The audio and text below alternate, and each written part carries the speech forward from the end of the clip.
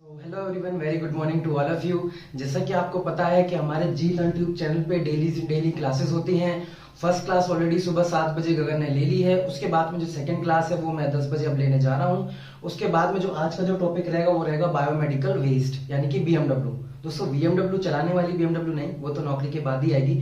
उससे पहले हम पढ़ लेते हैं यहाँ पे बायोमेडिकल वेस्ट। बायोमेडिकल वेस्ट के साथ हम पढ़ेंगे बायोमेडिकल वेस्ट मैनेजमेंट। तो क्या बायोमेडिकल वेस्ट मैनेजमेंट रहता है, क्या इसकी डेफिनेशन है, और कौन से वेस्ट रहते हैं, कौन सी बिन्स रहती है, कैसे इनको डिस्कार्ड करना है, क्या इसका मैनेजमेंट रहेगा, सारी चीज हम आगे अब पढ़ेंगे। तो पहले सबसे पहले आपको मैं बता देता हूँ कि जो बायोमेडिकल वेस्ट है उसके अंदर सबसे पहले इसकी परिभाषा क्या है, डेफिनेशन जानना बहुत जरूरी है। कि जो भी वेस्ट किसी हॉस्पिटल से, किसी रिसर्च सेंटर से, किसी लेबोरेटरी से यहाँ से जनरेट होता है, उस वेस्ट को हम लोग बोलते हैं दोस्तों बायोमेडिकल वेस्ट। यानी कि जो भी वेस्ट इन जगहों से जनरेट होगा, चाहे वो लेबोरेटरी रिसर्च सेंटर में कोई भी चीज रिसर्च हुई हो, या फिर हॉस्पिटल्स में कोई भी एनाटॉमिकल वेस्ट हो, वो सारा वेस्ट हम क्या बोलते हैं उसको, हम बोलते हैं उसको बायोमेडिकल वेस्ट मैनेजमेंट। जो भी वेस्ट यहाँ से जनरेट होता है वो। अब हम सबसे पहले पढ़ लेते हैं डेफिनेशन। मैंने आपको बता दी कि इसकी जो बिन्स हैं वो कितने टाइप्स की होती हैं, क्योंकि स्टार्टिंग यहीं से करेंगे हम लोग। जो इसकी बिन्स है पहले टाइप की हो जाएगी, वो रहेगी यहाँ पे रेड बिन। दूसरी हो जाएगी येलो बिन। तीसरी होगी व्हाइट बिन। चौथी होगी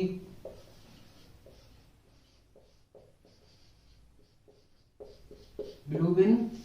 और पांचवी जो हम ज्यादातर बीएमडब्ल्यू में इंक्लूड नहीं करते लेकिन साथ में लिखते जरूर हैं, उसको हम बोलते हैं यहां पे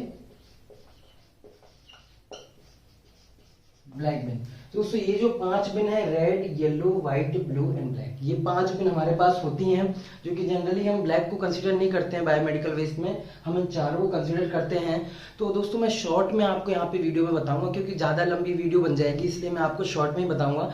बाकी की लॉन्ग वीडियो कभी मैं आगे आपके लिए पीपीटीज के द्वारा या स्लाइड्स के द्वारा वो मैं प्रदान कर दूंगा। अभी जस्ट मैं शॉर्ट में आपको यहाँ पे बता देता हूँ। तो हमारी जो पहली बिन होगी वो होगी हमारी यहाँ पे रेड बिन।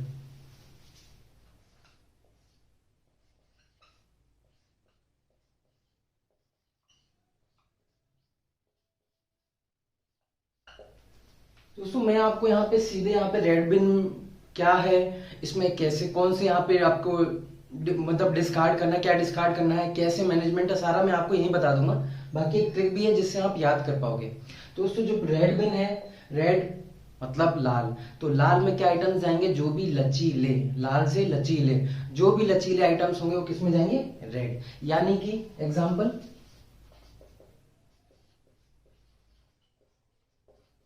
प्लास्टिक आइटम्स सारे किसमें जाएंगे, इसमें। लेकिन इन्फेक्टेड, अब ये नहीं है कि प्लास्टिक आइटम सर ने बोला था तो बोतल भी इसमें डाल दी पानी की, नहीं। जो भी इन्फेक्टेड वेस्ट होगा और प्लास्टिक होगा लचीला, वो किस में जाएगा, रेड बिन में। जैसे प्लास्टिक के items, gloves, IV bottles etcetera. तो जो भी रेड बिन में जाएगा वो लचीले आइटम जाएंगे, प्लास्टिक आइटम जो कि इन्फेक्टेड है जैसे gloves, IV bottles etcetera, IV fluid की बोतल्स एसेट्रा, तो ये जाएंगी किसमें, हमारी रेड बिन में। अब रेड बिन में आपने डाल दी, और भी चीजें जो रेड बिन में जाती है मैं आपको एग्जांपल जल्दी से गिना देता हूँ। ग्लव्स आपका हो ही गया, आईवी बोतल्स आपको हो ही गया, कैथेटर आपके हो गया, एनजी ट्यूब आपके हो ही गए, आपका जो यूरिनरी बैग है वो इसमें हो ही गया। यानी कि जो भी प्लास्टिक की इन्फेक्टेड चीजें हैं ना वो किस में जाएंगी, रेड में जाएगी। ठीक है, बाकी की जो कंसेप्शंस रहेंगे वो मैं आगे आपको बता दूंगा वीडियो में। तो अभी आपके लिए सिर्फ यही जानकारी है छोटी सी कि रेड बिन क्या होती है और रेड बिन में कौन सी चीजें डालती हैं। ये आपको बहुत जरूरी है कि क्या चीजें डालना जरूरी है। तो जो चीज आपको बताई गई है सिर्फ वही चीज डालनी है रेड में, बाकी अन्यथा कोई भी चीज यहाँ पे नहीं डालनी। अब मैं बता देता हूँ रेड बिन।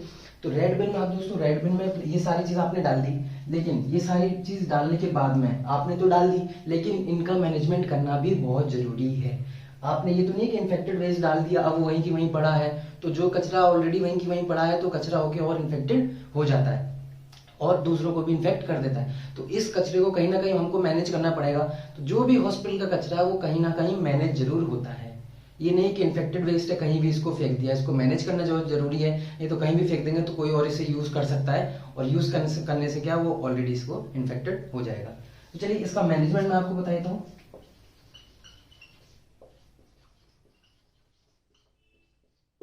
दोस्तों इसका मैनेजमेंट क्या होता है? इसका मैनेजमेंट ये होता है कि ऑलरेडी जितने भी प्रकार के जो भी बिन्स है हमारे हॉस्पिटल से जनरेट हो रहे हैं, वो सारा का सारा जो वेस्ट है वो एक बायोमेडिकल कंपनी में जाता है। जहां पे इनका बायोमेडिकल वेस्ट कंपनी में जाता है, वहां पे क्या होता है, इनका मैनेजमेंट होता है। यानी कि जो भी आपका सबसे पहले वेस्ट होगा वो क्या होगा, यहाँ पे इन्फेक्टेड है, सबसे पहले उसको क्या करेंगे, हम डिसइंफेक्ट करेंगे।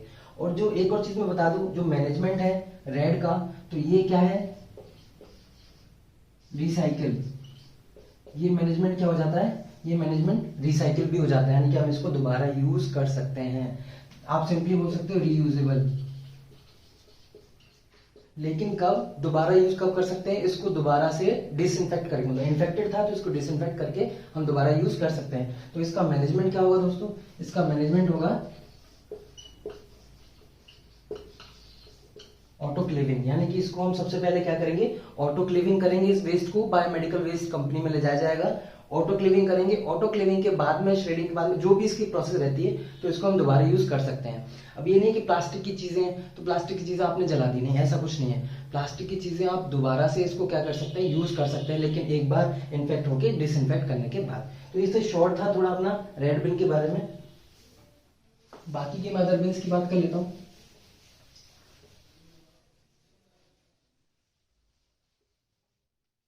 दोस्तों हमारी जो दूसरी बिन थी,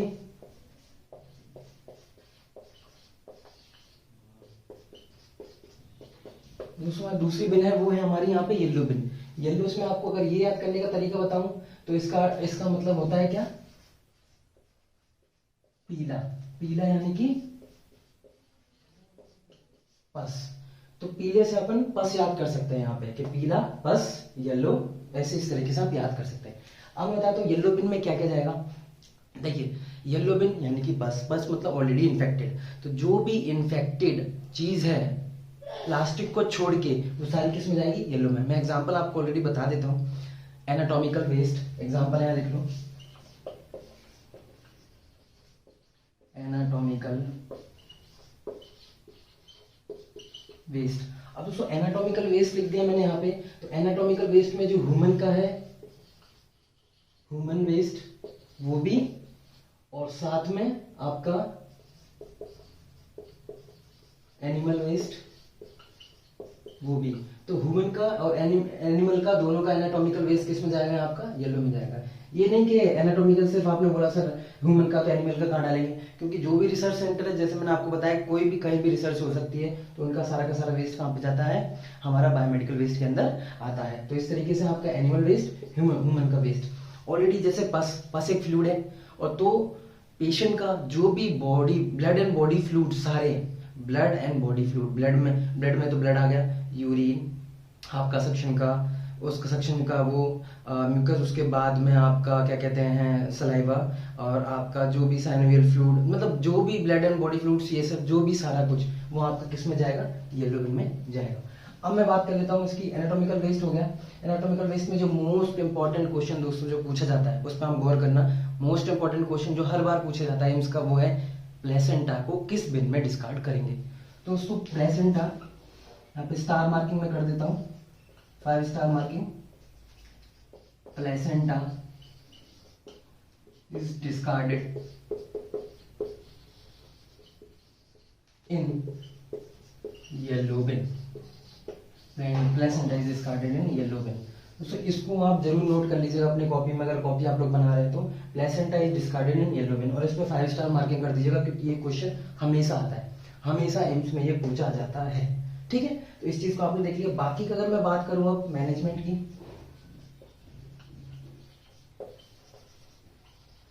दोस्तों एक चीज आपको पता ही है, अगर आपका येलो बिन है तो येलो बिन में प्लेसेंटा हो गया, ह्यूमन एनाटॉमिकल वेस्ट हो गया, क्या आप इसको दोबारा यूज कर सकते हैं? क्या इसको अंग वंग जो हो चुका है ऑलरेडी, आपका अंग जो भंग हो चुका है उसको दोबारा यूज कर सकते हैं? नहीं। तो इसको सीधे के सीधे हम क्या कर देते हैं, इंसिनरेशन कर देते हैं।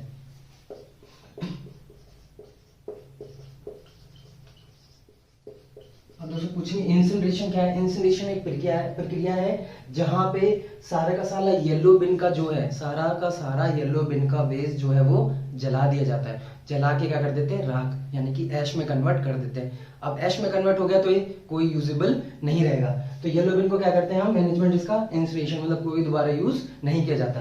तो चलते हैं अपन अपने तीसरे वेस्ट की ओर।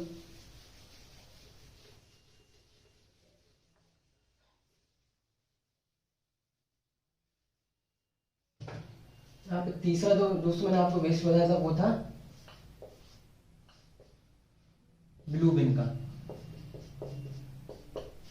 अब दोस्तों ये ब्लू बिन है, इसमें क्या डालते हैं। अब जैसे आपने सोचा होगा और भी चीजें होती है हॉस्पिटल में, ये नहीं है कि सिर्फ यही रहती है। तो ब्लू में आपके एम्पुल्स वगैरह भी रहते हैं, एम्पुल्स आपके रहते हैं, वाइल्स वगैरह भी रहते हैं, यानी कि और भी कांच के आइटम्स रहते हैं। तो जितने भी कांच के आइटम्स हैं, चाहे वो शार्प है चाहे नॉन शार्प है, उससे कोई मतलब हमें नहीं है।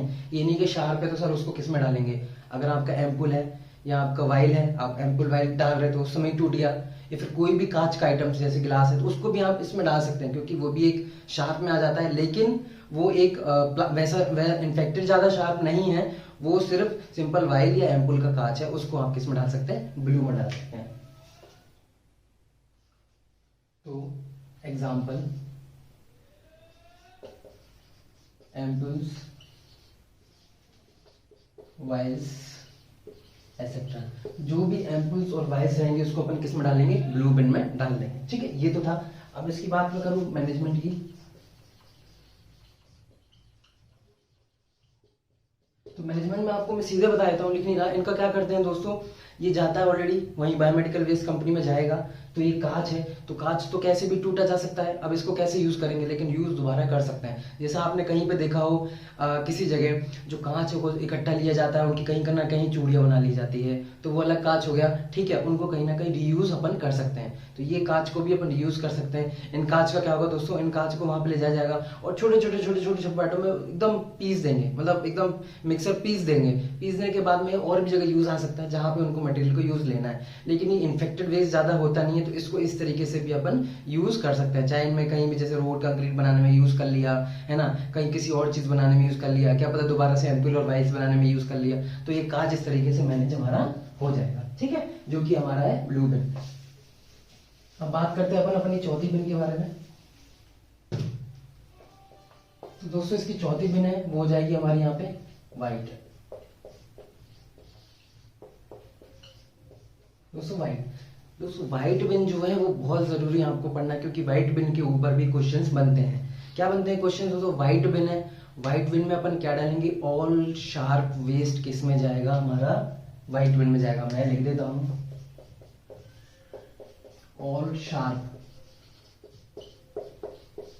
ऑल शार्प आइटम्स किस में जाएंगे, हमारे व्हाइट बिन में जाएंगे। सारे के सारे sharp items just like needles, ठीक है, स्काल्पल ब्लेड्स, ठीक है, बाकी निडल्स, स्काल्पल ब्लेड्स, ये सारे की सारी जो कि भी शार्प चीजें हैं, जो भी हमारे स्किन को पंचर कर सकती हैं, हार्म कर सकती है, तो किस में जाएंगी, हमारी व्हाइट बिन में जाएंगी। ठीक है, ताकि किसी को ये चीज नुकसान ना हो। बाकी की एक और चीज मैं आपको हिडन बता देता हूँ, ये व्हाइट बिन को अपन और क्या बोलते हैं, पीपीसी, यानी कि पंचर प्रूफ कंटेनर। तो पंचर प्रूफ कंटेनर रहते हैं क्योंकि इसमें न्यूक्लियर आइटम्स हैं। अगर आपने डाला तो, और क्या पता वो जिस बिन में डाला वही पंचर हो गया, तो इसका फिर फायदा क्या हुआ बिन का डालने का। तो इस तरीके से आप ये पीपीसी के बने हुए होते हैं, पंचर प्रूफ कंटेनर रहते हैं व्हाइट बिन, और इसमें सारे के सारे शार्प वेस्ट जो है जाते हैं। तो तुम्हारा पिछला ब्लू बिन था वो भी किसका बना हुआ था, पीपीसी, वो भी पंचर प्रूफ कंटेनर रहता है क्योंकि उसमें भी कांच रहते हैं, तो वो भी एक तरीके का शार्प यहाँ पे हो गया। ठीक है, अब चलते हैं अपने फिफ्थ वाले की ओर। बाकी दोस्तों इसका जो मैं आपको मैनेजमेंट बता देता हूं,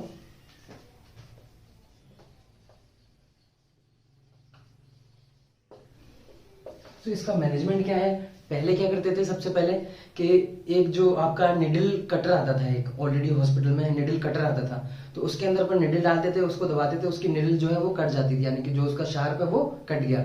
अब किसी को वो हार्म नहीं पहुंचा सकता, अब आप उसको क्या कह सकते हैं, रेड में डाल सकते हैं। फिर उसके बाद में दोस्तों उससे पहले भी और भी जैसे निडल बर्नर आते थे, एक बर्नर आते थे इलेक्ट्रिक से, उसको अपन वहां पे पुट कर देते थे निडल को, वो उसकी निडल जो है शार्प बर्न हो जाती थी, यानी कि बर्न हो जाती थी, फिर वो कोई यूज में नहीं हुआ। उसके बाद दोस्तों क्या है, इसको निडल्स कोई बायोमेडिकल फैक्ट्री में दोबारा से कंपनी में ले जाया गया सारा ये कंटेनर को पूरे को।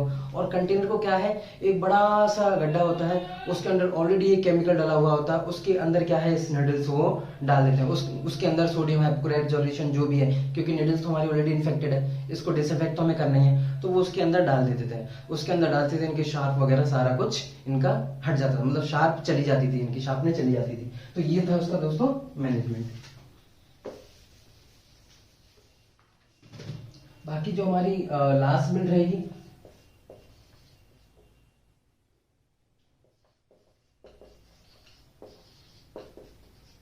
ब्लैक बिन, ठीक है। वैसे दोस्तों मैंने आपको ऑलरेडी बताया कि ये जो है बायोमेडिकल वेस्ट बिन के अंदर नहीं आती, लेकिन फिर भी इसको कंसिडर करते हैं, क्योंकि हॉस्पिटल में जरूरी नहीं है कि वही सारा कचरा हो। करीबन करीबन आप मैं बता दूं आपको तो 80% तो यही कचरा है, 80% तो सबसे ज्यादा कचरा यही ब्लैक बिन का है। वो कैसे दोस्तों, अब आप मान के चलिए आपने एम्पूल यूज किया तो उसका रैपर किधर गया, ठीक है। आप ब्लैक से क्या है ऐसे याद कर सकते हैं, काला, काला से कचरा, ठीक है। वेस्ट तो सारा था, लेकिन जो अपना कचरा है ना, नॉर्मल कचरा, जैसे ग्लव्स आपने यूज की उसका रैपर कहाँ गया, पैकेट ब्लैक बिन में। आई बोतल यूज किया उसकी पॉलिथीन कहाँ, ब्लैक बिन में। अदर्स वेस्टेज जैसे किसी के अटेंडेंट्स आ रहे हैं, वो कुछ खा रहे हैं, वो कुछ लेके आए हैं, वो कहाँ कचरा डालेंगे, ब्लैक बिन में। सारी की बोतल्स इसमें जो भी आ रहे हैं, फ्रूट्स की, रियलमी की जूस की बोतल्स रेड ब्लैक में, तो कहीं ना कहीं सबसे ज्यादा वेस्ट जो है जनरेट हमारा यहाँ पे ब्लैक बिन के अंदर होता है, ठीक है। तो इस तरीके से आप याद कर सकते हैं काला कचरा। अब मैं आगे बात करूं एग्जाम्पल में और बता देता हूं। जनरल वेस्ट,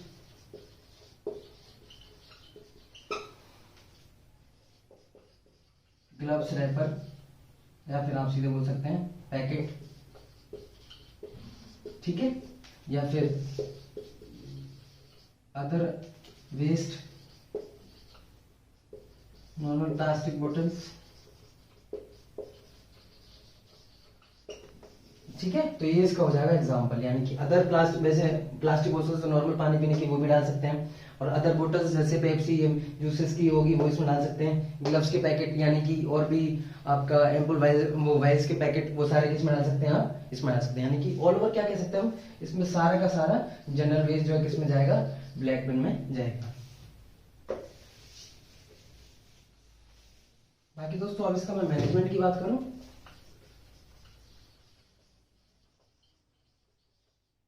अब इसके अगर मैं मैनेजमेंट की बात करूं तो इसको कैसे मैनेज करते हैं, तो दोस्तों ये जो वाला कचरा है ना, ये बायोमेडिकल वेस्ट कंपनी में नहीं जाता है, इसीलिए इसको कंसिडर भी नहीं करते हैं दोस्तों। इसका जो ये कचरा है, ये ऑलरेडी आपको पता है कि म्युनिसिपल कॉर्पोरेशन की एक गाड़ी आती है, उसमें अपन क्या इसको डाल देते हैं, यानी कि इसके लिए एक अलग से गाड़ी आती है, उन कचरों के लिए एक अलग से गाड़ी आती है। वो जो आएगी वो बायोमेडिकल वेस्ट कंपनी की तरफ से आएगी, ये जो आएगी म्युनिसिपल कॉर्पोरेशन की तरफ से आएगी। तो ये सारा का सारा कचरा हमारे हॉस्पिटल से उठा के कहीं अलग जगह ले जाया जाता है, जहां पे सिटी से एकदम बाहर, और फिर इसका ट्रीटमेंट जो है कर दिया जाता है। जिस तरीके से भी करना है उनको ट्रीटमेंट वो कर देते हैं, और उसके साथ में हमारे जो 5 बिन थे ये कंप्लीट हो चुके हैं। यहाँ पे हमारी 5 बिन कंप्लीट हो गई दोस्तों, उनका एग्जाम्पल हो गए और उनका मैनेजमेंट हो चुका है दोस्तों। ये मैं ऑलरेडी और शेयर में आपको बाद में करूंगा लंबे में कि इंसिनरेशन का टेम्परेचर क्या है, ठीक है। बाकी ये किस तरीके से करते हैं, ये किस तरीके से करते हैं, तो ये चीजें करेंगे। लेकिन उससे पहले एक और चीज मैं आपको बता देता हूँ, आप कमेंट्स में भी पूछेंगे बाद में कि सर ये इसको कैसे करेंगे, तो बाकी का एक और वेस्ट जनरेट होता है, ये मैं अलग से आपको बता रहा हूँ, केमिकल, इसका सॉरी, इसका आपका आप ऐसे कह सकते हैं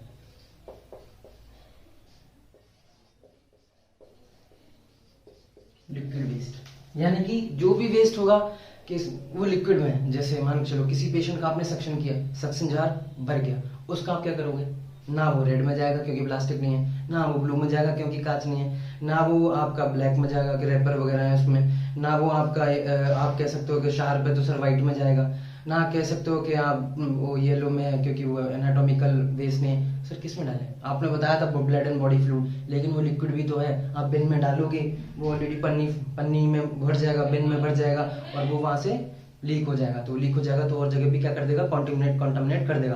तो इसको कैसे ट्रीट करते हैं, तो इसका मैं आपको ट्रीटमेंट बता देता हूँ। ट्रीटमेंट कैसे करते हैं, सिर्फ आपको सुनना है, लिखना नहीं है। ट्रीटमेंट कैसे करना है, सक्शन जार आपका भर गया, ठीक है, मान चलिए आधा सक्शन जार आपका भर गया सक्शन से, उसके बाद में आपको क्या करना है, एक ऑलरेडी अब तो हॉस्पिटल्स में सेटअप होते हैं, एक अलग से इसके लिए रूम होता है, ठीक है, वहां रूम में जाके इसको ऑलरेडी उसको वॉश बेसिन में डाल देते हैं और नीचे वो क्या है सीवर लाइन में ऑलरेडी वो चला जाता है। लेकिन उससे पहले वहां पे एक लाइंस होती है उनके पास में, वहां ऑलरेडी जाके वो डिसइंफेक्ट हो जाता है, देन उसको अदर लाइंस में पास कर देते हैं वेस्ट को। ये नहीं कि डायरेक्टली अपने नॉर्मल वॉश बेसिन में डाल दिया और वो चला गया, क्या पता जिस जगह वो गया है और उस जगह को भी तो इन्फेक्ट कर दिया, वहां पे किस चीज का नाला भर गया, तो किसी ने वहां हाथ लगाया, कैसे भी करके टच हो गया तो ऑलरेडी कंटामिनेट हो गया, तो इस तरीके का नहीं है। तो ऑलरेडी इसके लिए एक अलग से सेपरेट रूम होता है, सेपरेट इसके लिए अलग से बनाया जाता है जहां पे हम इसको डाल देते हैं, वहां पे डिसइंफेक्ट हो जाता है। लेकिन जहां भी अभी भी हॉस्पिटल्स में ये सुविधा नहीं है, वहां हम क्या करते हैं, हम इसको सोडियम हाइपोक्लोराइड सॉल्यूशन से, यानी कि 1% सोडियम हाइपोक्लोराइड सॉल्यूशन से क्या करेंगे, पहले डिसइंफेक्ट करेंगे, ठीक है, फिर आप इसको नॉर्मल आप इसको हम डाल सकते हैं। तो 1% सोडियम हाइपोक्लोराइड मैं आपको डाल देता हूँ।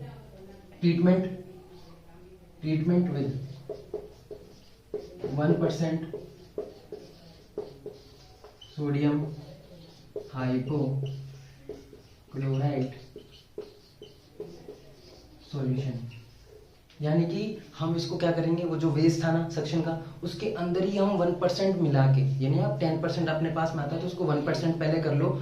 1% जैसे आपको 10 ml बनाना है तो 9 ml पानी हो गया, 1% आपका सोडियम हाइपोक्लोराइड सॉल्यूशन हो गया। उसको क्या है, आप जितना अमाउंट है उसको देख के कितना है आपका, उसके अनुसार आपको क्या सोडियम हाइपोक्लोराइड सॉल्यूशन बना लेना है और उसको क्या करना है, आपको सक्शन जार के अंदर ही डाल देना है। सक्शन जार के अंदर डाल के आपको 15 मिनट तक छोड़ देना है। जैसे आप 15 मिनट तक छोड़ोगे, इसकी जो है क्वालिटी है कि 15 मिनट के अंदर इसको डिसइंफेक्ट कर देता है। तो 15 मिनट के अंदर वो है क्या, सक्शन को पूरे को डिसइंफेक्ट कर देगा।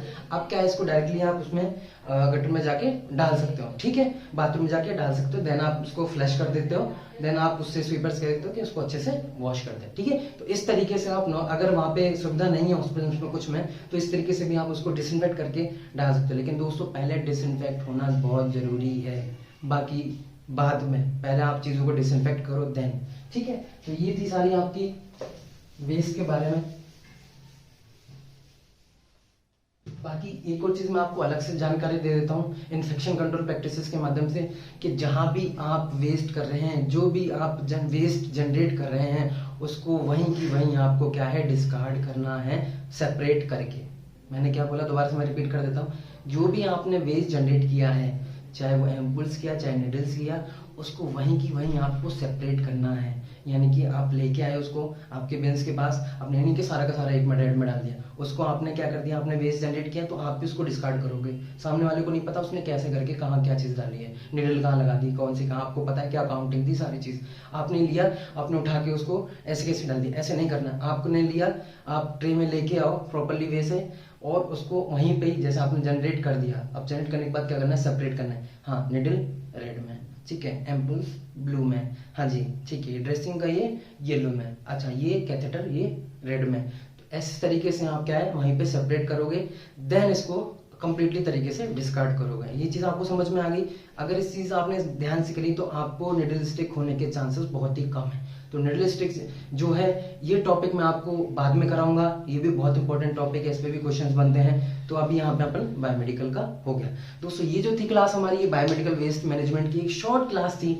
तो कैसी आपको लगी प्लीज इसका रिव्यू दीजिएगा, क्योंकि अगर आप रिव्यू दोगे तो हमें पता चलेगा कि हाँ क्लास कैसी रही, क्या इसमें कमी थी, क्या चीज रही। हमने पूरा 100% हम लोग देने की अपनी कोशिश करते हैं। तो कैसी लगी क्लास कमेंट बॉक्स में प्लीज जरूर बताइएगा। और साथ में दोस्तों अगर अभी भी आपने मेरे जीत यूट्यूब चैनल को सब्सक्राइब नहीं किया तो इसको सब्सक्राइब कर लीजिए, साथ में साइड वाले बेल आइकन को भी बजा के ऑल पे नोटिफिकेशंस कर दीजिए, ताकि ऐसी नोटिफिकेशन सबसे पहले मेरे जीत यूट्यूब चैनल के माध्यम से आपको मिलती रहे और कोई भी अपडेट्स आप बिल्कुल भी मिस ना कर पाए।